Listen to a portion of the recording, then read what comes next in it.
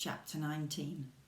Miss Minton woke in a four-poster bed and found herself staring at a picture of a Russian nobleman on a sledge being chased by wolves.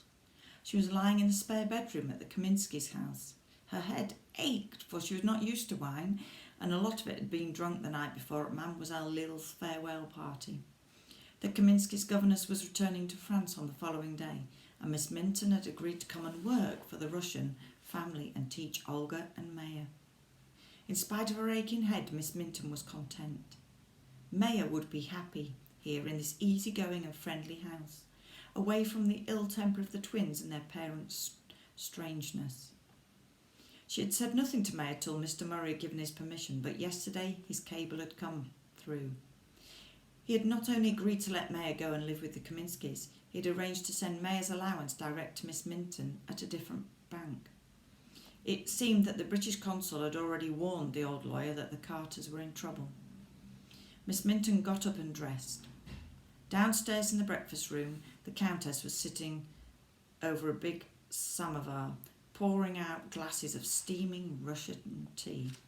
Olga was beside her and got up to curtsy, but Mademoiselle Lille was still in her room.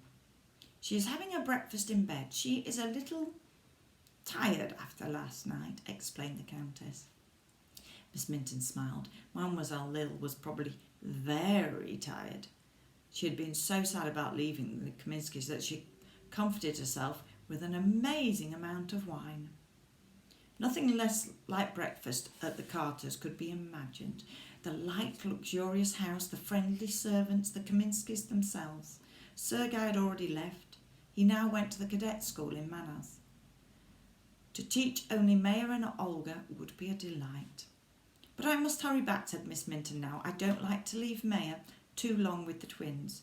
Professor Glastonbury's kindly agreed to store my trunk, so Maya and I will be able to come down on the rubber boat next week. No, my husband will send a boat for you, said the Countess.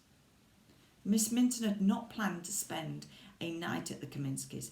Mademoiselle Lille had begged her to stay for her farewell party, but Miss Minton had stood firm until the Count had pointed out that if she stayed, she could sign a contract with his lawyer the following morning, naming her as their new governess. Knowing how little the Carters were to be trusted to pass on messages, Miss Minton had sent a note for Maya to Furo, and one of the Count's servants was ordered to take it to his hut. Good news, Miss Minton had written. I'll tell you everything in the morning. I'm staying overnight at the Kaminskys' house because I have some business to go to see to in the morning. Tell the Carters I'll be back at midday, but tell them nothing else. Furo would make certain that Maya got the note. She had seen how the Indians guarded Maya since Finn went away. She was rolling up a napkin when there was a commotion at the door, and the Count, who had been supervising the loading of one of his ships, came quickly into the room, followed by Professor Glastonbury, already badly out of breath. The Count went straight to his wife and spoke to her hurriedly in Russian, but Miss Minton had caught the word Carter and had risen to her feet. Oh, my dear, the Countess turned to her. It's bad news, I'm afraid. There has been a fire in the Carters' bungalow. The house is destroyed, but everyone has been rescued, I understand. They have been taken to the municipal hospital. Miss Minton was already at the door. Every trace of colour had vanished from her face. The Count's carriage is waiting to take us to the hospital, said the Professor. Miss Minton turned to the Count. Thank you, she managed to say before she followed the Professor out into the street. The twins were crying. Their beds in Ward C of the hospital were close together because the ward was very full, and they lay on their sides facing each other and gulped. It's gone. It's gone. All of it gone. There's nothing left. Not a single mill ray. The nurses had at first been kind. Very kind. Neither of the girls was badly hurt. Beatrice's hair was singed. She had a small burn on her leg. Gwendolen had fallen on the gravel path as she ran out of the house and had sprained her ankle.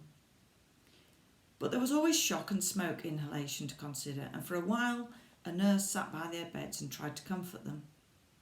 Your mother's safe, she's going to be all right. She's in the next ward. You can go and see her. but the twins were not crying for their mother. "It's our money," sobbed Beatrice. "The money for the reward, 20,000 milre each, and it's all burnt." "Perhaps you'll get it again from the insurance." But the Carters, of course, were not insured, and the twins went on snivelling, telling the nurse, till the nurse became impatient and walked away. Mrs. Carter was in the next ward. Her arm was bandaged and she had inhaled a lot of smoke. Even so, she found time to complain about the way the hospital was run, the lack of hygiene, and the patients whose young children were allowed to visit them and run all over the ward. "And there's a fly on my water jug," she said fretfully. "Two, in fact." She was still complaining when a smartly dressed Englishman came to her bedside. He was the British consul's assistant. "Mrs. Carter, the consul has asked me how we can help you return to England. There seems to be little future for you here." "You mean you'd pay our fares?"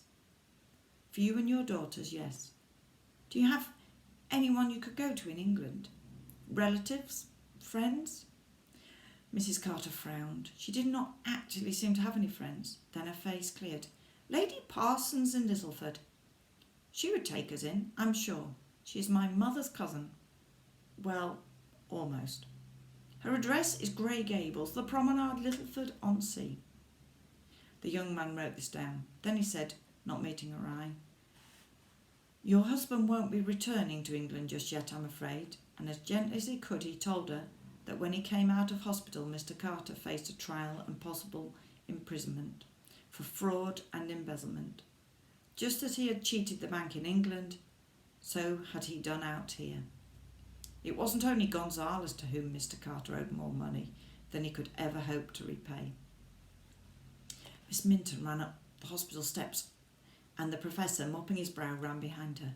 "The Carter family," she said at the desk. "The girls from the fire, where are they?" "Ward C," said the receptionist, and they hurried up 2 more flights of stairs. The twins were still whimpering, but they stopped to stare at Miss Minton. "You're not badly hurt, I understand," she said. "I hope you're not in pain." "Our money's gone," sniffled Beatrice. "Yes, but you might have lost your lives, and then—" "Where's Maya?"